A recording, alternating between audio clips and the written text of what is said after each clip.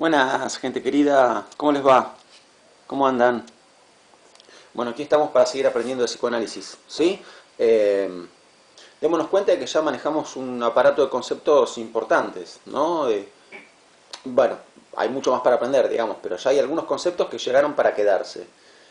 Inconsciente, represión, representación, eh,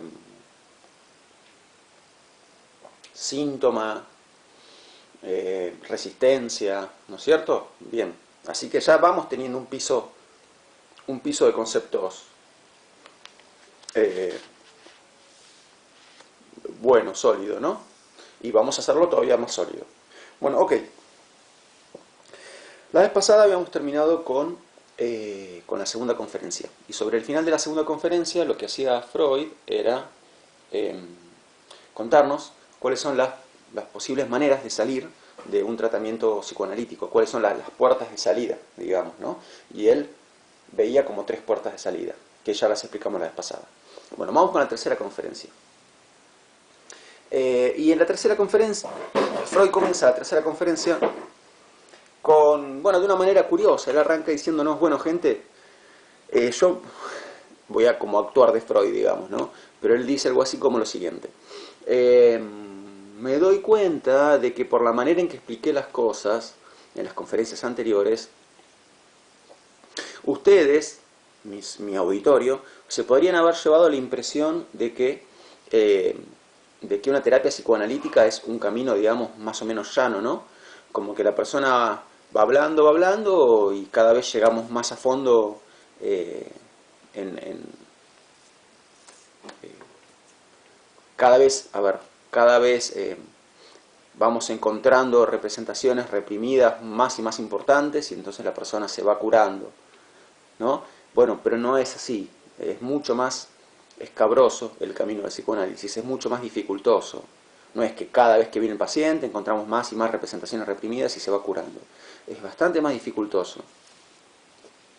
En general, digamos, es lo más común cuando queremos llegar a esas representaciones reprimidas, ¿no? Lo más común cuando a uno como psicoanalista, eh, lo más común que a uno le pasa como psicoanalista, cuando uno piensa que estamos quizás como dando en la tecla y le pedimos al paciente que hable de algo, ¿no? Cuando uno como psicoanalista olfatea que por acá va el asunto y uno le pide al paciente, bueno, a ver, habla de eso.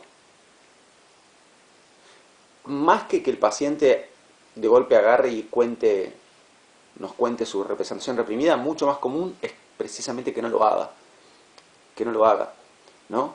Que cambie de tema, que diga que no se le ocurre nada. Entonces, ¿por qué? Por las razones que ya sabemos, por la resistencia al yo, por la resistencia al yo. Entonces, el psicoanálisis no es un camino tan recto como parece, no es un camino tan llano como parece, es mucho más dificultoso, ¿no? Entonces, lo que suele pasar cuando le pedimos al paciente que hable es que nos hable de otras cosas que aparentemente no tienen ninguna conexión con las representaciones reprimidas a las que queremos llegar. La meta del tratamiento, ya sabemos, es que la persona hable de sus representaciones reprimidas, que ponga en palabras sus representaciones reprimidas, porque solamente si las ponemos en palabras, podemos entonces, solamente si la persona habla de eso, de lo que no quiere hablar, entonces podemos ver qué hacemos con eso. Podemos ver qué camino le damos al deseo. Podemos ver de qué manera se puede entender la persona con el deseo, ¿no? En términos de la metáfora de la conferencia y el tipo que se pone pesado, ¿cuál era la salida a esa situación? Hacer pasar a la persona. O sea, esto en términos de la terapia sería hablar de las representaciones reprimidas, hablar de lo que uno no quiere hablar, ¿no? Era la única solución a eso. Solamente dejando entrar a ese señor insoportable en la sala y respirando profundo y tomándonos el trabajo de entendernos con él, solamente así podíamos seguir adelante, en ese ejemplo, en esa metáfora, ¿no? Bueno, con la terapia pasa lo mismo. Entonces lo que hay que hacer es darle cabida, darle entrada a esas representaciones reprimidas. ¿Darle entrada a dónde? En la conciencia. ¿Y qué quiere decir darle entrada en la conciencia? Quiere decir hablar de eso, no significa otra cosa. Darle entrada en la conciencia, hablar de eso. Restablecer las conexiones asociativas entre las representaciones conscientes y las representaciones inconscientes. Todo eso quiere decir lo mismo. Todo eso quiere decir lo mismo. Hablar de lo que uno no quiere hablar. Vencer la resistencia al yo, lo mismo. Todo eso son diferentes maneras de decir lo mismo. Ok, sabemos que queremos llegar a eso. Porque una vez que estemos ahí, el paciente está poniendo sobre la mesa ese problema, que es el que está en el origen. Y entonces ahí podemos ver qué hacemos con eso. Y podemos empezar a pensar en esas tres salidas, en alguna de esas tres salidas que Freud nos comentó en la conferencia anterior. Bueno, pero hasta llegar a esto, hay un camino difícil y un camino que sobre todas las cosas no es recto. No es recto. Si se atendieron o van a saber, si fueron al psicoanalista alguna vez, saben que ustedes van a saber que ese camino no es recto. Ese camino, pues, por momentos parece un laberinto, ¿no? No se sabe bien para dónde estamos yendo. ¿Por qué? Ahora sí, vuelvo a lo que estaba diciendo. Porque cuando el psicoanalista nos pide, cuando el psicoanalista olfatea, que estamos tibio, caliente, que estamos como llegando a una representación, estamos muy cerca de hablar de una representación reprimida, estamos muy cerca de hablar de la raíz del problema, entonces el psicoanalista interviene y nos pide que por favor hablemos de eso a lo que nos estamos acercando. ¿No? Uno puede hablar de muchos temas en la terapia, muchos temas de los que en verdad no sirve hablar, pero a veces uno empieza a acercarse a esos temas, que son los temas principales, son los temas de los que verdaderamente hay que hablar.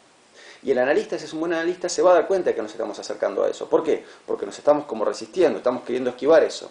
Y el analista, si es un buen analista, va a intervenir pidiéndonos que precisamente hablemos de eso que estamos esquivando.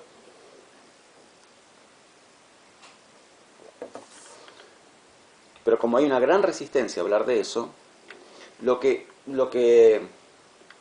suele pasar es que el paciente salga con otra cosa. ¿Sí? Esto es, o sea, el paciente ideal, cuando vos le pedís que hable de eso, va a hablar de eso. Bueno, pero el paciente ideal en general no existe. Y mucho más común es que el paciente esquive el asunto, que se vaya con otro tema, que salga con otra cosa. ¿Sí? Bien, ok. Entonces, el punto es, ¿qué hacemos con estas otras cosas que el paciente dice? Cuando parece que el paciente empieza a hablar de cosas que nada que ver, ¿qué hacemos con eso? Bueno, bien. Freud nos va a decir que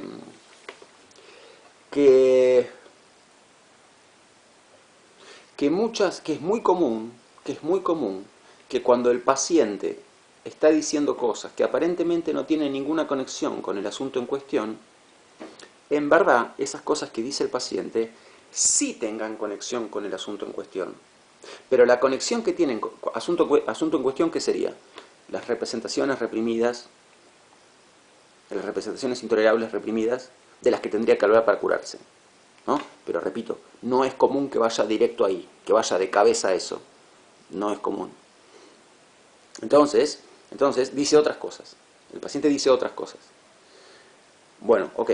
¿Qué hacemos con estas otras cosas? Porque habitualmente en la terapia hay mucho más de estas otras cosas que de la posta, digamos.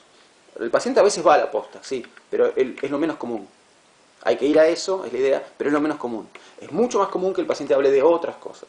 Entonces, no sé, me atrevo a decir el 90% del tiempo. Entonces, ¿qué hacer? ¿Qué hacemos con este 90% de cosas, ¿no?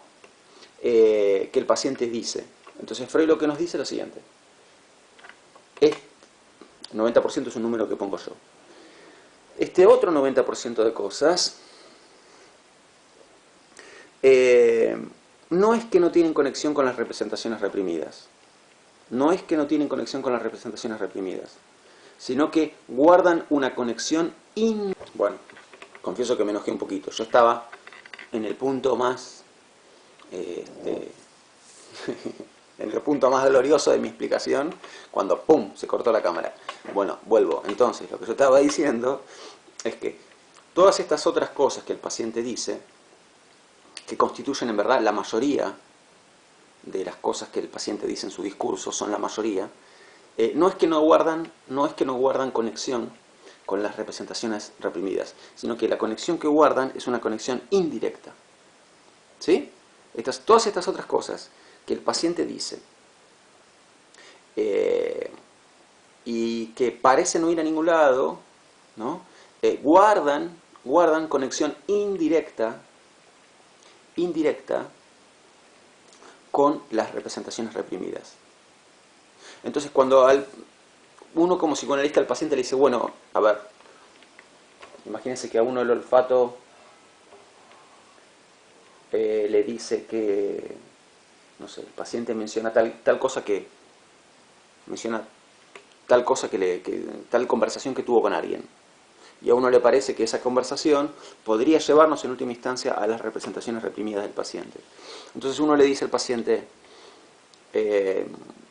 ¿y por qué pensás que le contestaste eso? Por ejemplo, ¿no? Acá vieron que cuando hablo a veces me pongo en el lugar de psicoanalista y a veces en el lugar de paciente. Bueno, porque he sido las dos cosas.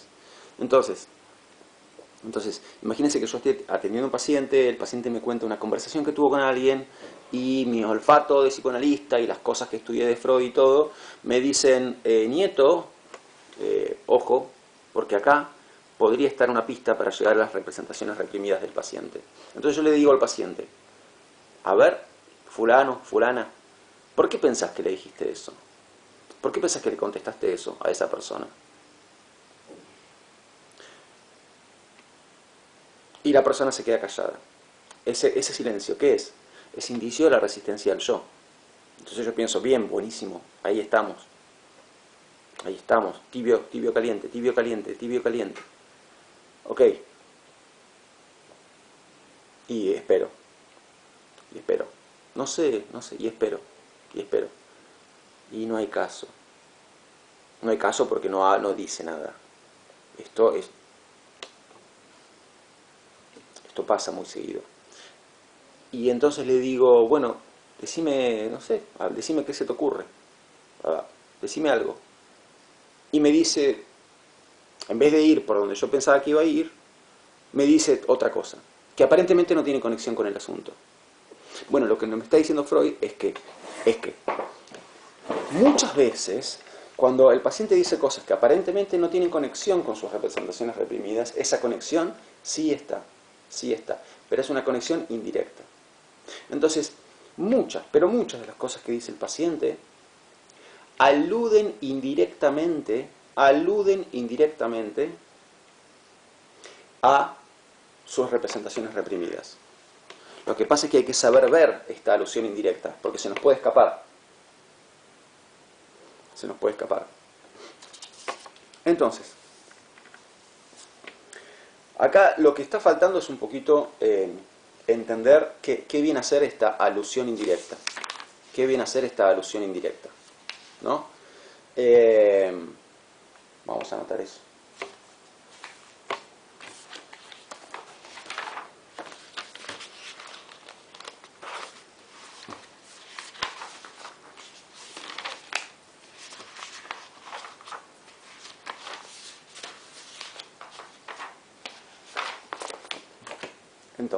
Entonces.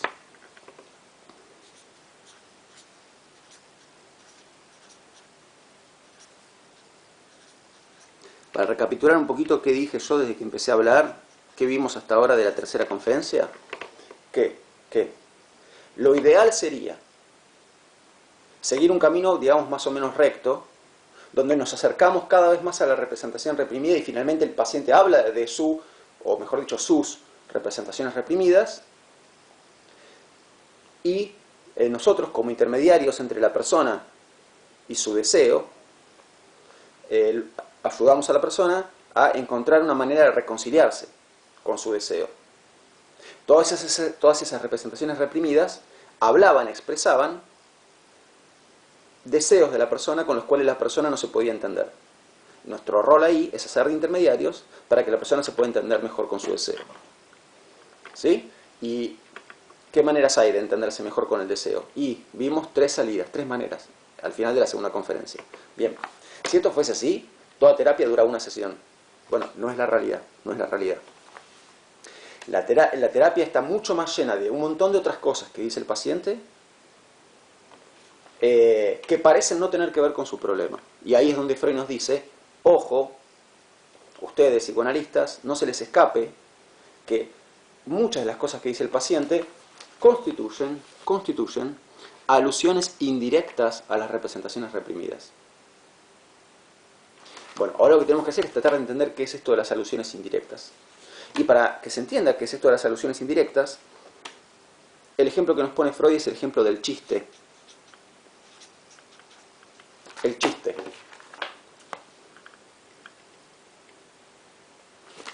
Opa, ¿qué pasó acá? Como estábamos con los neuróticos y sus síntomas y sus representaciones reprimidas y qué sé yo, y ¿qué tiene que ver el chiste con esto? Tiene mucho más que ver que lo que parece. ¿Por qué? ¿Por qué? Porque el chiste, dice Freud, o por lo menos la mayoría de los chistes, funcionan con el mecanismo de la alusión indirecta. Con el mecanismo de la alusión indirecta. Bien. ¿Y qué voy a hacer yo para explicarles cómo, para ejemplificarles cómo el chiste utiliza la alusión indirecta? Bueno, lo que voy a hacer es ejemplificarles con una serie de humor que a mí me gusta mucho, es una de mis favoritas, más de uno y más de una de ustedes la debe conocer, que se llama Friends. Friends. Bueno, ok. La serie Friends, que se emitió entre el año 1994 y 2004, bueno, cuenta, digamos, es una sitcom. Sitcom son esas series donde ocurren situaciones humorosas, de humor a cada rato. Hay risas de fondo, ¿no?, que te indican, bueno, acá viene un chiste, una situación para reírte, ¿no? Las risas del público. Como, qué sé yo, como Casados con Hijos, como un montón de otras más. Seinfeld, Big Bang Theory, todas esas series, ¿no? Esas son sitcoms. Para mí Friends es la reina de las sitcoms. Y Friends cuenta la historia de 6 amigos y amigas, ¿no? Son 3 varones y 3 mujeres. Los varones son Ross, Chandler, Joey, y las chicas son Rachel, Mónica y Phoebe.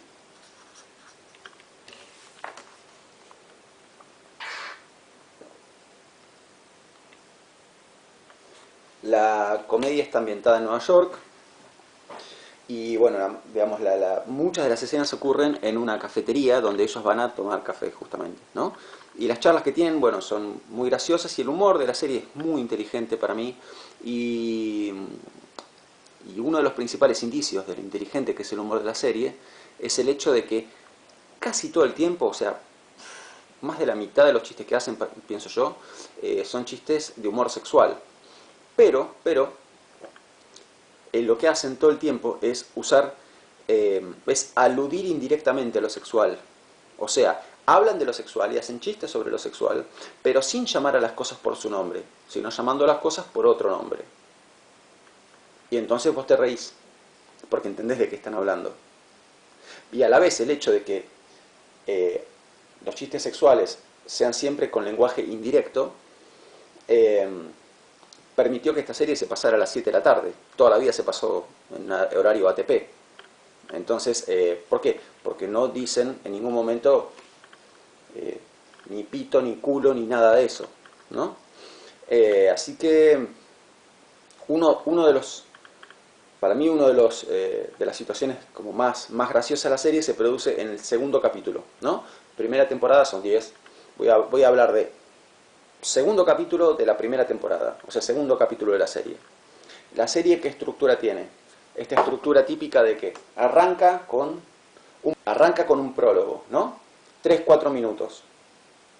Después de esos 3-4 minutos viene la intro, ¿no? O sea, el tema, la canción de la serie, aparece quién la dirige, los nombres de los actores, qué sé yo. Después viene el capítulo, y cuando termina el capítulo viene un epílogo, que son otros 2 minutos extra donde pasa algo más y mientras tanto ya te van pasando los créditos, ¿no? Bueno, lo que voy a contar yo es el prólogo del segundo capítulo de la primera temporada. ¿Sí? O sea, pasa esto que yo les voy a contar y después, ¡pum!, vienen los títulos, o sea, la intro, la música, etc. ¿Está bien? Lo mejor que pueden hacer ahora, en verdad, es pausar este video y buscarlo, ¿no? Friends, temporada 1, capítulo 2. Y si aparece esa situación donde están en el bar charlando, es porque eso es lo que tienen que ver, ¿no? Bueno, si quieren, eso es lo mejor que pueden hacer ahora. Y si no, bueno, lo que voy a hacer ahora yo es contar lo que pasa ahí. Se van a reír más si lo miran, y después me escuchan a mí. Y si no, directamente me escuchan a mí y yo les cuento lo que pasa. Bueno, decidan ahora. ¿Pausan o no pausan?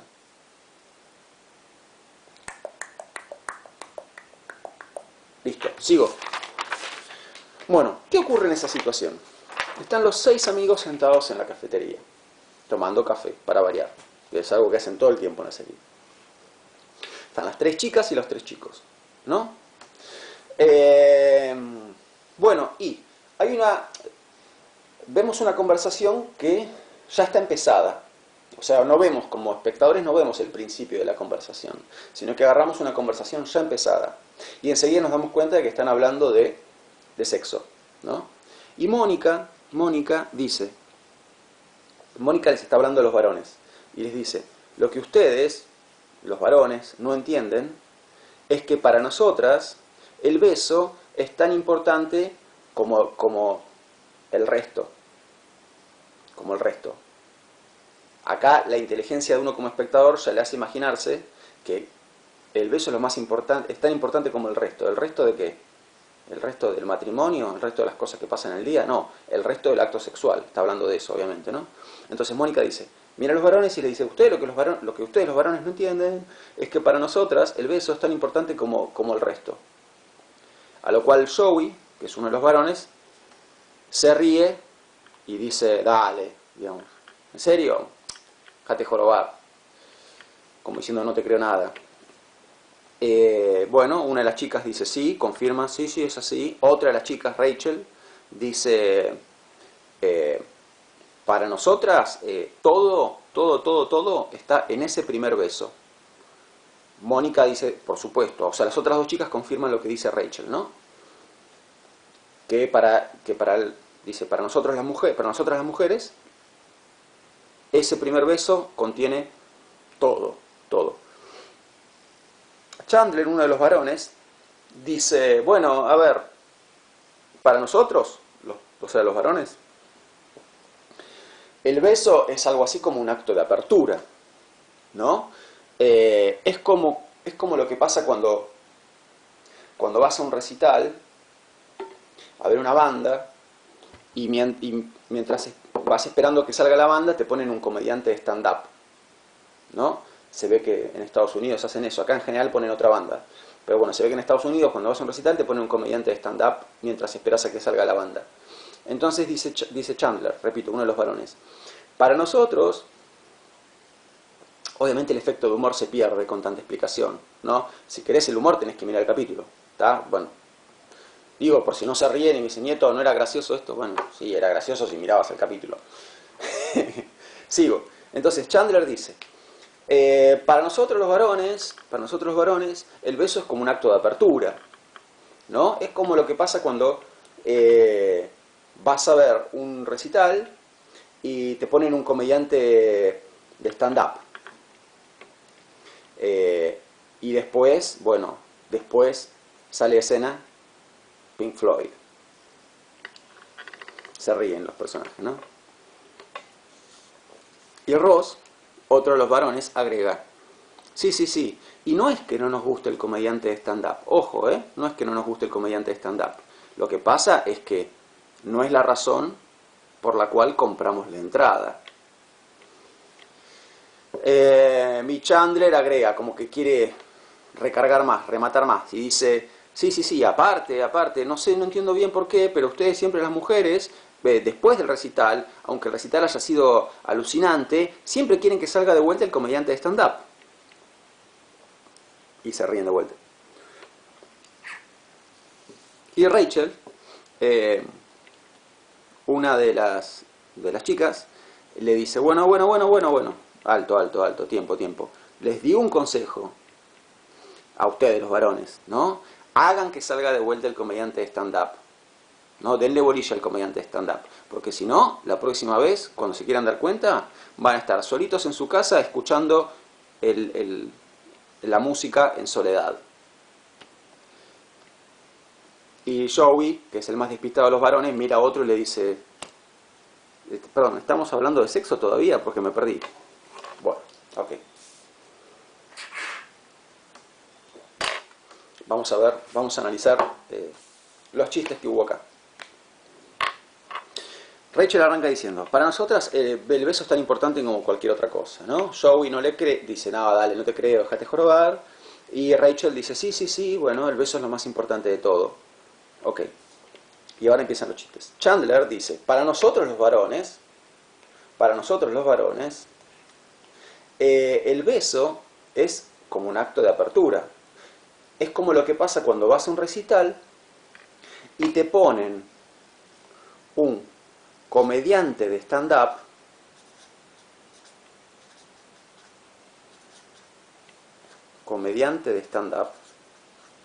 pero, perdón, ¿a qué hace referencia el comediante de stand-up? El comediante de stand-up hace referencia a el beso, obviamente, ¿no? Es una sustitución de la palabra beso. Y después viene otra sustitución. Dice, es como el comediante de stand-up que te ponen hasta que finalmente sale Pink Floyd. Entonces, sale Pink Floyd. Es una manera de decir que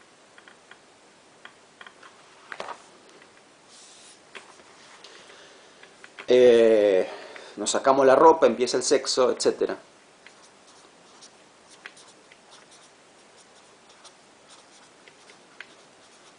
Nos sacamos la ropa, empieza el sexo, etc. Tampoco voy a entrar en muchos detalles.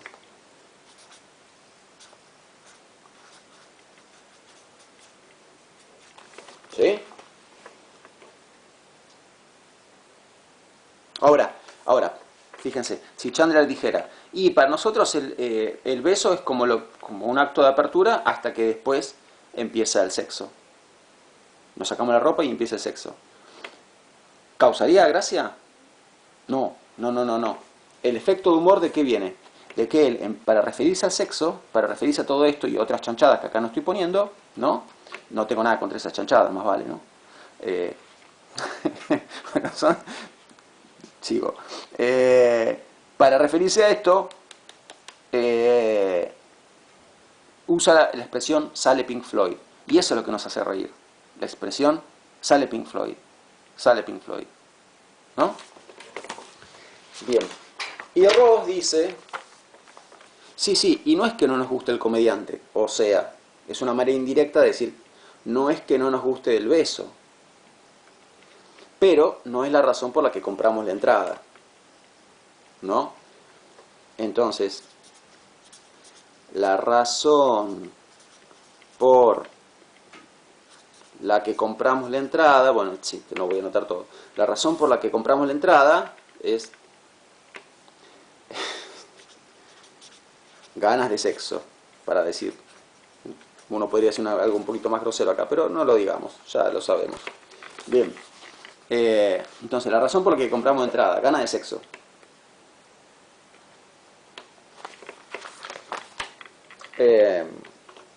Chandler dice, sí, y el problema es que, sin importar qué tan grande, qué tan alucinante fue el show, ¿qué significa alucinante el show?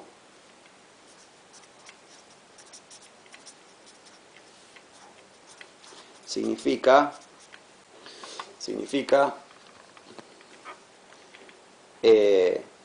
qué tan alucinante el show, significa qué tan lujurioso el sexo, qué tan lujurioso y explosivo el sexo. Qué tan lujurioso y explosivo el sexo. ¿Ven? Otras más y más referencias indirectas, ¿no? ¿Qué tan lujurioso y explosivo el sexo? Entonces Chandler le dice, sí, el problema es que sin importar qué tan alucinante haya sido el show, ustedes las mujeres siempre están buscando al comediante de vuelta, ¿no? Bueno, me parece que entiende la idea. Acá que para no seguir escribiendo tanto. Ustedes las mujeres siempre están buscando el comediante de vuelta, dice Chandler. Entonces, ¿qué es buscar el comediante de vuelta? Significa, por más que hayamos quedado reventados de tanto éxtasis sexual, las mujeres buscan el beso de vuelta. Cuando para nosotros los hombres ya fue, dice Chandler, ¿no? ¿Está bien? Eso es lo que está diciendo él. Y Rachel, como percibe esta especie de crítica a las mujeres, dice, ah, sí, bueno. Bueno, ustedes los varones entonces, denle bolilla al comediante. ¿Qué sería denle bolilla al comediante? Significa, denle bolilla al beso. Porque si no, la próxima vez, cuando se quieran dar cuenta, van a estar solitos en su casa, escuchando la música en soledad. O sea, masturbándose, ¿no?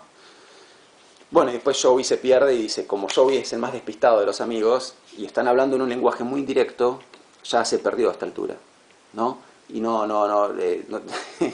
no sabe si están hablando de sexo o no, cuando más vale que están hablando de sexo, pero con un lenguaje muy indirecto, muy indirecto.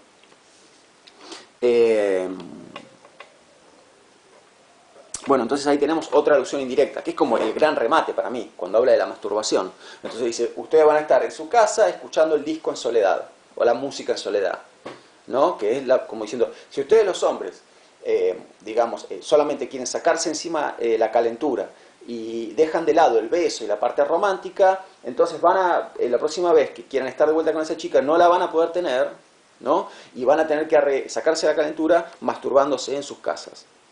Ahora, si Rachel dijese esto que yo acabo de decir, ¿te reirías?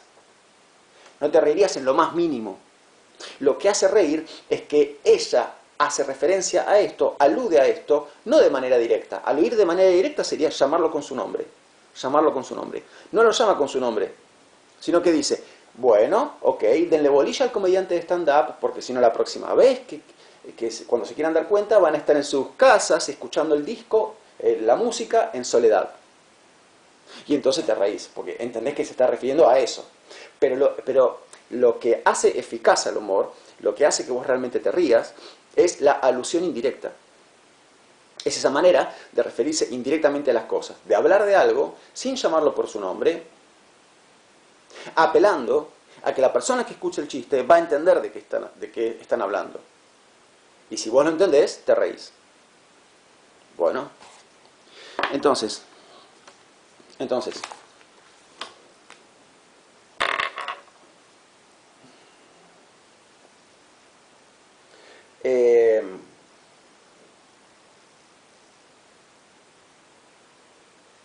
imagínense que, no sé, a ver, me invento otra cosa, para también...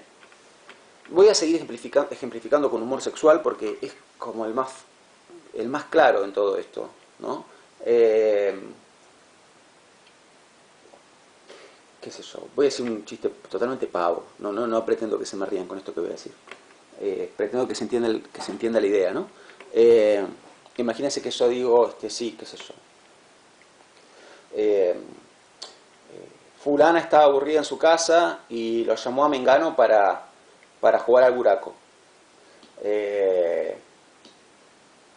Jugaron al buraco hasta las 7 de la madrugada. ¿No? Y te miro así, como diciendo, vos entendés de qué estoy hablando. Bueno, ok. Entonces, lo que te estoy queriendo decir con esto es que en verdad el buraco habrá sido una excusa y terminaron haciendo cualquier cosa menos jugar al buraco. O sea, terminaron teniendo sexo toda la noche. ¿Está bien? Bueno, ok. Entonces, acá yo estoy queriendo aludir a algo. ¿A qué estoy queriendo aludir? A que estuvieron teniendo sexo toda la noche. ¿Tenés ese hecho al que estoy queriendo aludir? ¿Cuál es la alusión directa? Llamar a las cosas por su nombre. Estuvieron teniendo sexo toda la noche. ¿No? Entonces, digamos, a ver. Si esta X representa el sexo, entonces, ¿cuál es la manera directa de aludir a eso? Llamarlo por su nombre. Sexo. Pero yo no lo llamo por su nombre, sino que a la X, ¿cómo la llamo? Buraco. Buraco. ¿Lo ubican el buraco? Ese juego con las fichitas. Bueno, eso, buraco. Entonces, ¿por qué? Porque buraco, ¿qué significa habitualmente? Habitualmente significa ese juego con las fichitas. Pero en este contexto lo estoy usando para referirme a otra cosa, para referirme al sexo. ¿No? Entonces estoy aludiendo indirectamente a esa X. Indirectamente. Y eso es lo que hace reír. Bueno, entonces, todo esto venía a cuento de qué? Todo esto venía a cuento de que en una terapia, en una sesión de psicoanálisis, cuando uno quiere que el paciente hable de determinada cosa, porque uno siente que estamos muy cerca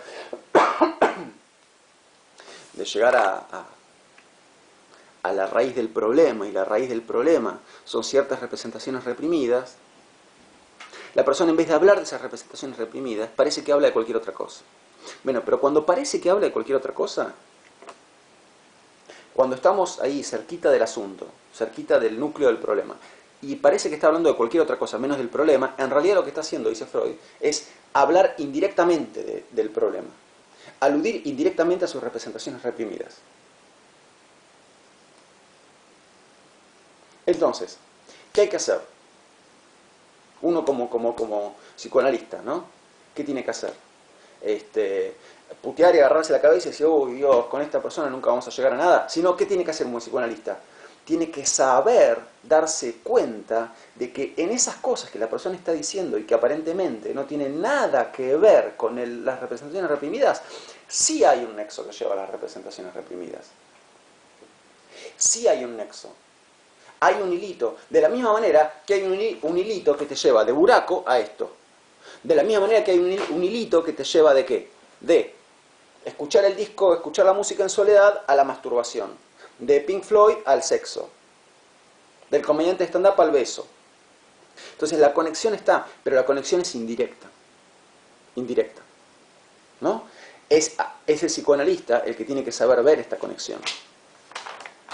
¿No es cierto? Bien. Bueno, una vez que Freud explicó esto, se pone a hablar de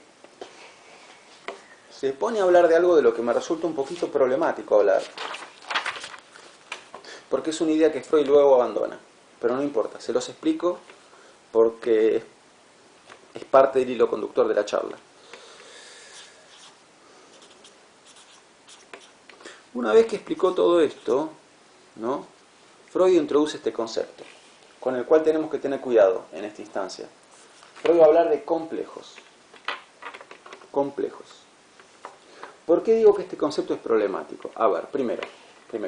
El concepto de complejos fue introducido por Jung, ¿no? Jung es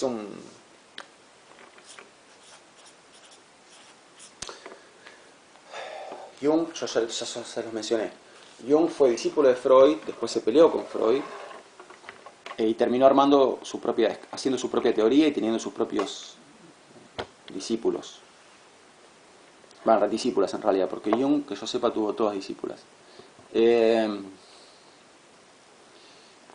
Entonces es problemático porque no es de Freud el concepto, en principio no es de Freud, y aparte, justamente la persona que lo inventó es una persona que después toma distancia de Freud, mucha distancia, se pelean Freud y Jung. Entonces, a ver. ¿A qué hace referencia esto de los complejos? Complejos, así de la manera en que Freud está usando el concepto en este momento, en esta conferencia, en esta instancia, en este momento de la teoría. Complejos equivale a áreas problemáticas en la mente de la persona, ¿no?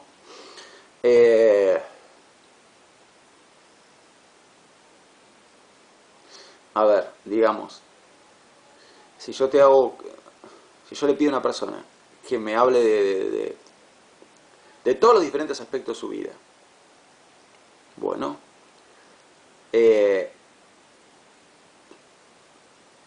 quizás yo como psicoanalista me puedo dar cuenta en una charla de un rato cuáles son esos aspectos de su vida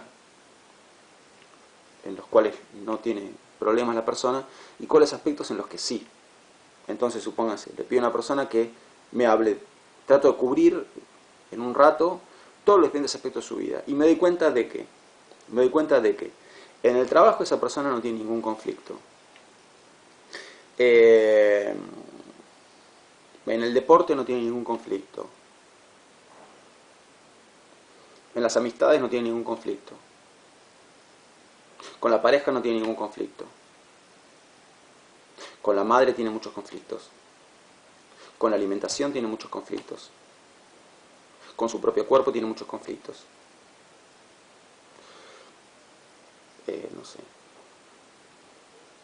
Con encontrar una vocación, con encontrar su vocación, su camino en la vida, tiene conflictos. Bueno, esas áreas conflictivas sería lo que Jung llama complejos. Lo que pasa es que justamente cuando se nos pide hablar de nuestras áreas conflictivas,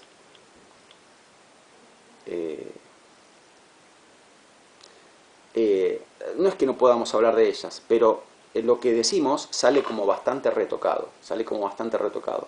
No decimos la pura verdad. Nunca, nadie. Y es lógico, digamos, ¿no? Porque justamente nos resulta displacentero, ¿no? Penoso, desagradable hablar de esos conflictos. Entonces, cuando se nos pide, más que conflictos, repito, áreas conflictivas, ¿no? Entonces, si la mente de una persona fuera un mapa, los complejos serían esos países donde hay conflicto, ¿no? Eso sería complejos. Entonces, ¿por qué Freud comenta acá la palabra complejos? Porque la idea sería que cuando estamos tocando uno de los complejos de la persona, ¿qué tipo de discurso va a adoptar la persona? Va a adoptar un lenguaje indirecto. ¿Por qué? Porque es la única manera en que puede soportar hablar de eso. ¿La persona se da cuenta de que usa un lenguaje indirecto? No, no se da cuenta. La persona, sin darse cuenta, al hablar, está aludiendo indirectamente a esos conflictos que tiene. Pero no es casualidad que aluda indirectamente, porque si aludiera directamente, estaría venciendo la resistencia, y la resistencia todavía no la venció. O sea, ¿qué es aludir directamente a algo? Hablar de algo sí, de manera directa. A ver,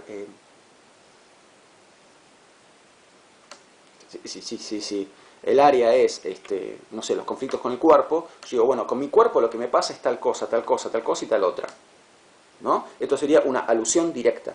Pero eso es lo que a la persona tanto le cuesta. Entonces, cuando en la terapia te acerques a esa área, ¿no?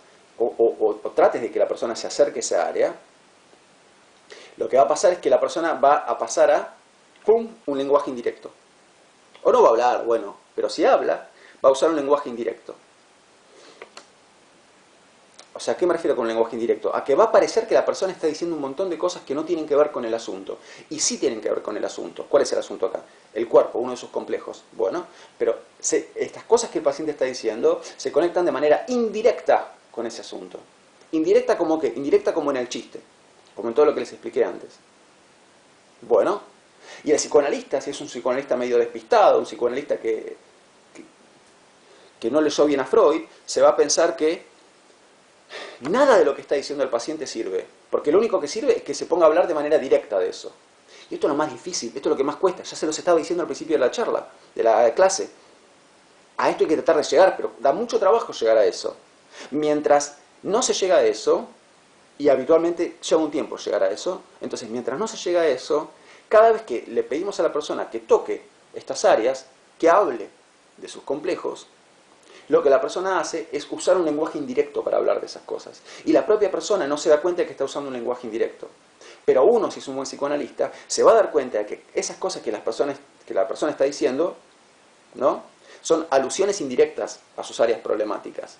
Y como toda alusión indirecta, contiene un hilito del cual podemos tirar para llegar a donde queremos llegar. De la misma manera que en el chiste, hay un hilito que conecta la alusión indirecta con la cosa a la que nos estamos refiriendo. Bueno, va en el buen psicoanalista encontrar estos hilitos, encontrar la punta del hilito donde hay que tirar. Y cuando encontremos la punta del hilito donde hay que tirar, ¿qué va a aparecer de vuelta? La resistencia. ¿No? Saben que fácil no es. Fácil no es. Curarse no es fácil. Curarse no es gratis. Y no solo porque hay que pagar a la psicoanalista, sino porque hay que hacer un enorme esfuerzo. Bueno. Bien. Ahora, ¿por qué esta palabra complejos es tan problemática? Porque más adelante vamos a hablar de el complejo de Edipo, el súper famoso complejo de Edipo, ¿no? Entonces, cuando usamos complejos en este significado que yo les acabo de dar, áreas problemáticas, no estamos hablando del complejo de Edipo. Son cosas diferentes. Pasa que aparte recuerden que estamos hablando de conferencias de 1909. Freud tiene por delante, murió en 1939 y hasta el día en que se murió él seguía escribiendo y seguía tratando de mejorar su teoría. Entonces Freud tiene por delante 30 años más para seguir mejorando su teoría y la sigue mejorando día a día. Entonces en esos 30 años, ¿qué va a pasar? Pasan muchas cosas, pero una de las cosas que pasan es que Freud abandona este concepto de complejos que Jung había planteado. No es que las personas no tengan áreas problemáticas, pero él ya no va a usar esta idea de uy, estoy tocando un complejo, o esta persona tiene 2 o 3 complejos. No, esto lo abandona. Freud finalmente abandona esto. Abandona eso. Sí se queda más vale con el concepto del complejo de Edipo, del cual ya vamos a hablar. Ok. Entonces, una vez que terminamos de entender que el paciente, aunque no quiera hablar de sus áreas problemáticas, igual va a hablar de sus áreas problemáticas, solo que usando un lenguaje indirecto, y ni la propia persona ni el propio paciente se da cuenta de que está hablando de sus áreas problemáticas, solo que indirectamente, cuando entendemos esto, cuando nos convencemos de esto, ¿qué vamos a hacer? Le vamos a pedir al paciente que sencillamente hable. ¿Por qué? Porque aun cuando no quiera, aun cuando sabemos, aun cuando sepamos, mejor dicho, aun cuando sepamos que esas áreas de las que hay que hablar van a ser precisamente las áreas que la persona va a querer evitar, aun cuando sepamos esto, sabemos que esas áreas no las va a poder evitar. Porque lo único que va a hacer en realidad, más que no hablar de esas áreas, es hablar indirectamente de esas áreas. Y ni el propio paciente se va a dar cuenta de que está hablando de esas áreas. ¿Por qué? Porque está hablando indirectamente. Y va en nosotros, como buenos psicoanalistas, estoy hablando de los que nos dedicamos a esto, reconocer esas alusiones indirectas. Esto sí le compete al psicoanalista. Es el psicoanalista el que tiene que saber reconocer esas alusiones indirectas. Es al psicoanalista al que no se le tienen que escapar esas alusiones indirectas. Entonces, digo, haciendo una analogía con lo del chiste. Si la persona dice, escuchar, no va, a ver, quiero que se me entienda. Quiero que se me entienda a qué estoy queriendo llegar. Va en mí, como buen espectador de Friends, entender que cuando se dice comediante stand-up se está aludiendo al beso. Que cuando se dice Pink Floyd se está aludiendo al sexo, a la desnudez, al contacto físico y a la calentura. va en mí como espectador entender que cuando se dice volver al comediante stand-up después del recital, a lo que se está aludiendo es a dos personas transpiradas, reventadas, que donde una de las dos personas no quiere saber nada porque está reventada y la otra persona le quiere dar besos. Va en mí como buen espectador de Friends darme cuenta de que cuando se dice escuchar el disco en soledad se está aludiendo a la masturbación. Ok, entonces, de la misma manera que un buen espectador de Friends capta esas cosas, y por eso se ríe, va en un buen psicoanalista reconocer las alusiones indirectas a las representaciones reprimidas. Tanto más cuanto que la propia persona no las reconoce. Si yo empiezo a hablar de mis representaciones reprimidas con alusiones indirectas, ni yo mismo me voy a dar cuenta de que estoy haciendo una alusión indirecta. Pero es precisamente porque no me doy cuenta que puedo hablar de eso. Si yo me diera cuenta de las cosas a las que realmente estoy aludiendo cuando hablo, entonces no las diría. Pero como no me doy cuenta, las puedo decir sin ningún problema. Y va en el buen psicoanalista darse cuenta de que estoy aludiendo a esas cosas. Y cuando se dé cuenta, va a agarrar esa puntita del piolín y va a tirar de esa puntita del piolín. Y me va a decir, a ver, ¿y esto en qué te hace pensar? ¿Y esto por qué pensás que lo dijiste? Y si el psicoanalista acertó, ¿qué va a aparecer? La resistencia. Yo me voy a resistir a seguir tirando de la piola. El psicoanalista va a hacer, mira, tiré un poquito de la piola. A ver, seguí tirando vos de la piola. Yo no voy a querer, como paciente, si el psicoanalista acertó, yo como paciente no voy a querer seguir tirando de la piola, porque sé lo que me espera al otro lado de la piola.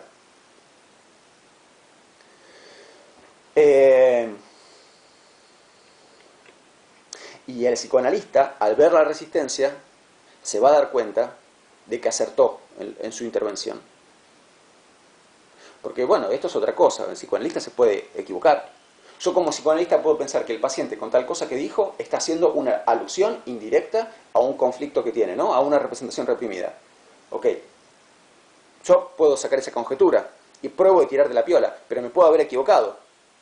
Puedo tirar de la piola y que era una piola de 5 centímetros, no había nada en realidad. Yo me puedo equivocar con mis intervenciones. El psicoanalista no tiene por qué ser perfecto, ningún psicoanalista es perfecto, se puede equivocar como cualquier persona.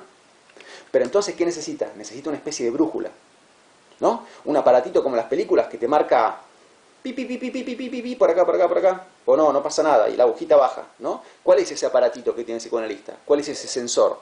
La resistencia del paciente. Entonces, cuando aparece la resistencia, el psicoanalista va a saber que dimos en la tecla. Y cuanto más resistencia aparezca, entonces eso significa que, o sea, cuanto más resistencia aparezca, más cerca estamos de la representación reprimida a la que queremos llegar. Más vale que en última instancia, ¿de quién depende bajar la resistencia? Del paciente. Eso uno no lo puede hacer por el paciente.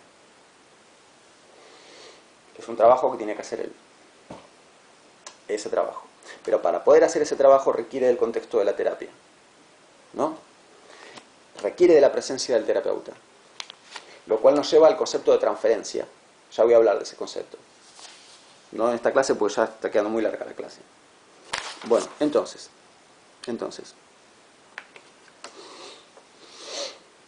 Ok. Bueno, para cerrar, entendamos esto. Fíjense que,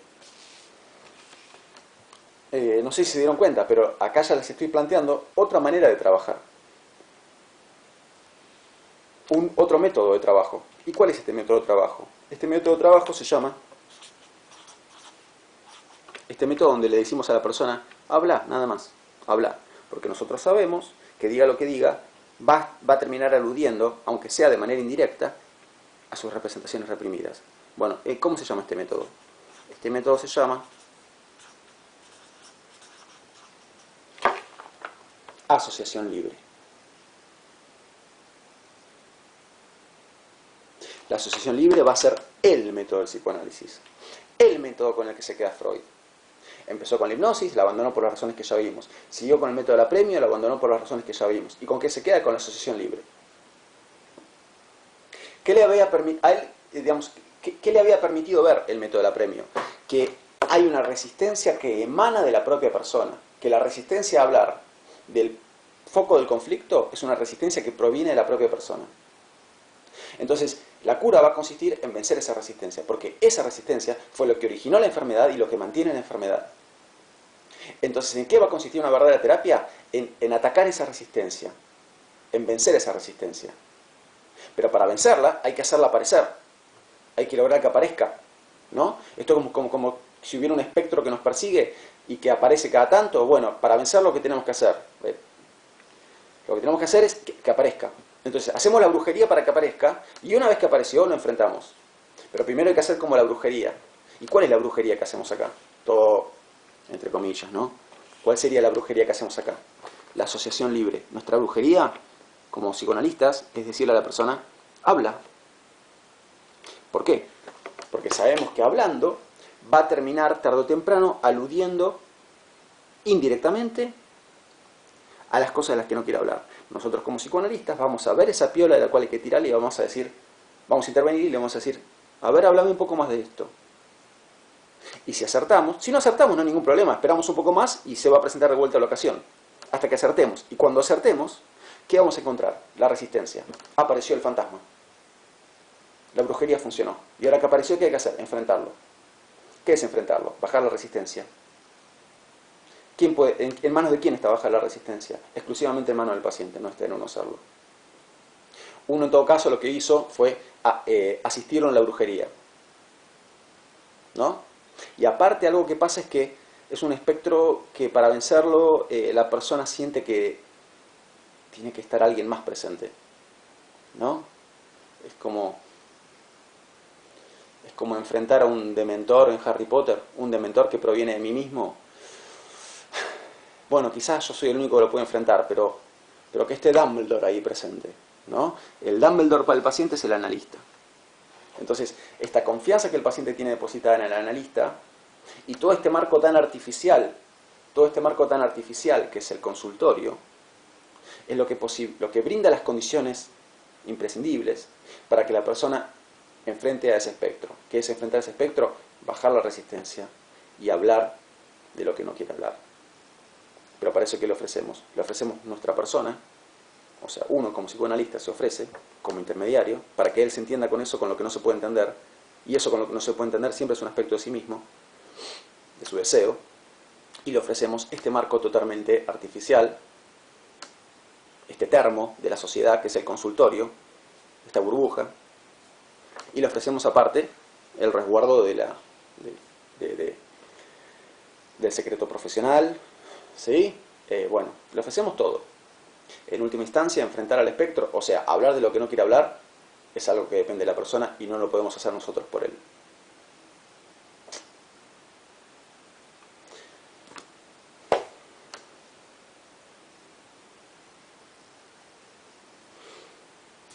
Bueno, para cerrar entonces, vamos a leer cuál es la consigna que se le da al paciente para que lleve a cabo la asociación libre. La asociación libre también es llamada muchas veces la regla fundamental del psicoanálisis. Regla fundamental. ¿Por qué? Porque es la regla de oro, ¿no? Es la regla de oro. Hace falta respetarla para que funcione la terapia. Y una aclaración. La asociación libre es el método que se utiliza para el tratamiento de los neuróticos. Es el método que se utiliza para el tratamiento de los neuróticos, de la neurosis. Fóbicos, histéricos, obsesivos.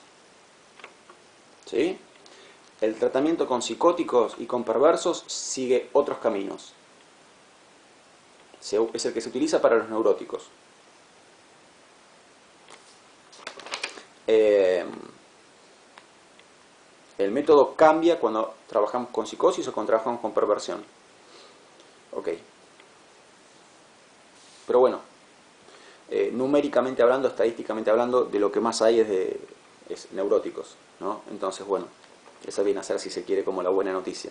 Este método, que es el método más brillante del psicoanálisis, no funciona con todos, pero funciona con más de la mitad. Ok, entonces, ¿qué es lo que se le dice al paciente? ¿Cuál es la regla que se le pide al paciente que respete? ¿Cuál es la consigna que se le da? La consigna de la asociación libre. Y Freud nos dice: se le pide al paciente manifestar, renunciando en absoluto a una selección crítica. ¿Qué sería selección crítica? Elegir qué decís porque te parece adecuado y no decir lo que te parece inadecuado, ¿no? Vuelvo. Se le pide al paciente manifestar, renunciando en absoluto a una selección crítica, todo aquello que a su imaginación acuda, aunque lo considere inexacto, sin conexión alguna con la cuestión tratada, o falto de sentido. Sobre todo, no deberá ocultar nada de aquello que se le ocurra y con lo que le sea desagradable ocupar su pensamiento. Esta es la consigna que se le da al paciente. Entonces, que manifieste todo lo que le venga a la mente, sin seleccionar qué va a decir y qué no va a decir, y que lo manifieste aunque le parezca inexacto, aunque le parezca incorrecto, inadecuado, aunque le parezca que no tiene conexión con el tema, que lo diga, ¿no? O aunque le parezca que no tiene sentido, que lo diga también. ¿Por qué? Porque ya sabemos que va a ser una alusión indirecta. Parece que no tiene sentido, pero lo tiene. Es una alusión indirecta a sus representaciones reprimidas, ¿no? Sobre todo, no deberá ocultar nada de aquello que se le ocurra, que no se guarde nada, y con lo que le sea desagradable ocupar su pensamiento. O sea, si el tema... si lo que te vino a la mente es algo de lo que te resulta desagradable, en lo que te resulta desagradable pensar o de lo que te resulta desagradable hablar, hacelo, habla de eso, ¿no? Esta es la regla fundamental. Esta es la regla de oro del psicoanálisis para el tratamiento de los neuróticos. ¿Sí? Bueno, y ahora faltaría hablar de la transferencia. Pero eso es un tema importante y que amerita... claramente no amerita apurarse para explicarlo, ¿no? Vamos a hablar la vez que viene de la transferencia y vamos a hablar también de los sueños, ¿sí? Que eso también es un tema, bueno, importante. Ok, nos vemos la próxima. Les mando un abrazo.